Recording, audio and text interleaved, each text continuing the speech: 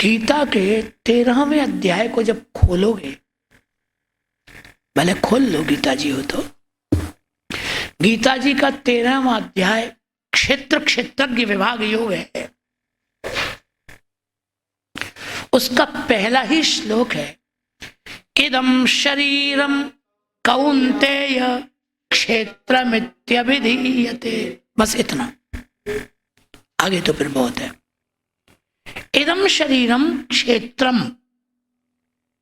भगवान कह रहे ये जो शरीर है ना, ये खेत है। खेत, खेत किसको कहते हैं? जिसमें कोई ना कोई फसल हो। खेत में तो कोई ना कोई फसल होगी ना, कुछ बीज नहीं बोगे तो घास फूस ही हो जाएगा, कुछ ना कुछ तो हो ही जाएगा। तो शरीर को क्षेत्र बता रहे हैं भगवान, तो इसमें कुछ ना कुछ तो होगा। तो कोई ना कोई बीमारी की फसल इसमें होती रहती है, कभी कुछ हुआ, कभी कुछ हुआ, कभी कुछ हुआ।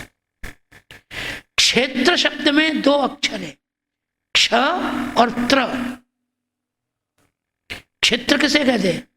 क्ष का अर्थ है क्षयात और त्र का अर्थ है त्राणात क्षेत्रम भवति।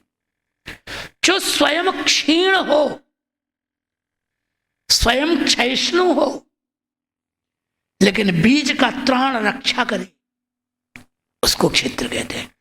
खेत को जोत दिया जाता है तो स्वयं तो हल चलता है ना, उसमें स्वयं तो क्षीण होता है कि नहीं बेचारा, लेकिन बीज की रक्षा करता है, बीज की रक्षा। इसलिए शरीर को क्षेत्र, माता को भी क्षेत्र कहा जाता है।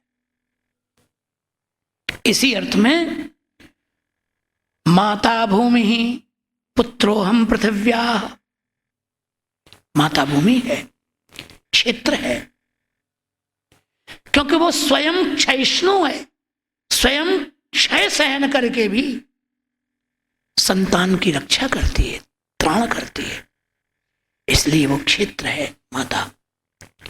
और शरीर भी खेत है, क्षेत्र है।